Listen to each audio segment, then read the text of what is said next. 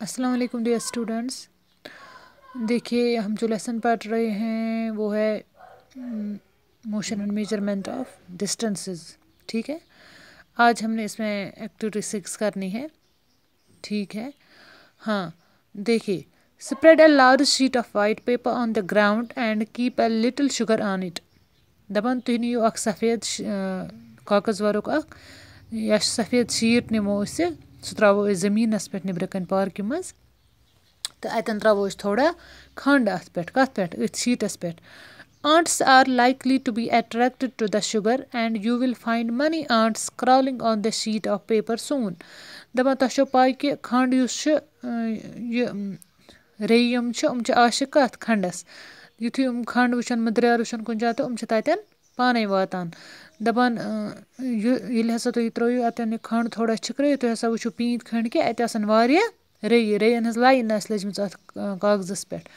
अगर तुम सफ़ेद कागज वर्क त्रो या सफ़ेद शीट त्रो फॉर एनी वन आंट try and make a small mark with a pencil near its position when it has just crawled onto the sheet of paper. दपा कह तो रे नीन तुम यमो मज तो अमिस थो तुम निशान क्या थोस निशान पेंसिल सो तुम अतन निशान ये अम सात युथु ताज़ ताज़ अत शीटस पे खचमच। Keep marking its position after a few seconds as it moves along on the sheet of paper. युथु यह ब्रोह ब्रोह पक अस गो अम पोजिशन जाए निशान त्रावान मगर यह गई अक रे यह गोड़ अकिस पत बेस अकिस रे पे नजर थवन। After some time shake the paper free of the sugar and the ants. दपा कह टाइम पत करो वन कागज वर्क थोमुत अत दिमो दनन युस अत पे खंड वंड यह गई वसित पेन and the ants तो यम रे तन अत पे ते गसन पेन वस। Connect the different points you have marked with arrows to show the direction in which the ant was moving. दपा अस करो यतन यतन वो निशान थोमुत अतन त्रो एरो तो ताकि अस समझ रे कत पे कोतान पचम। ठीक है, ये पे डायग्राम पे यह होमुत ये तुम वो डायग्राम पे एरो एरो त्रोमुत तथन होमुत कि रे कतन गोड़ होके पे मंजबाग वो पे वचम बे ब्रोह पे वचम होके एंडस पे वचम तो इथे कन अस कर। Each point you have marked shows where the ant moved to in intervals of a few seconds. दपान युस तो पॉइंट अतन यतन निशान थोमुत यह हावान रे कित पच मतलब कूता टाइम लोग अमिस तो कित पच फीस मतलब कह सेकंडों पे कोत वातान। Motion seems to be some kind of a change in the position of an object with time, isn't it? Basically क्या यतन मकसद वन कि रे युस गोडनथी मोशनस means it is in moment वन रेस्ट रेस्ट गो ठहरत कुन जाए फॉर एग्जाम्पल सोन मकान हाउस यह रुकित। ठीक है, ये जन मोशन गो मोमेंटस मज फॉर एग्जाम्पल फ्लाइंग बर्ड ठीक है या स्विमिंग फिश मोमेंटस मज गो मोशन मज। ठीक है, in activity 5 where did you place objects like a clock, a sewing machine or an electric fan in your grouping of objects? दपा activity 5 युथु तुम करू ये मज वो कि कुछ चीज रेस्टस मज तो कुछ मोशन मज तथ मज कतन थोन तुम क्लॉक। ठीक है, क्लॉक यह अक्स जाए रुकित चलो कि अमिच मही अमिक यम हैंड्स कर मूव मगर क्लॉक असली रुकित गो यह रेस्टस पे। या स्विंग मशीन सज मशीन अमिच मशीन चलान मगर सज मशीन कतन थवन तोत यह रेस्टस मज पान।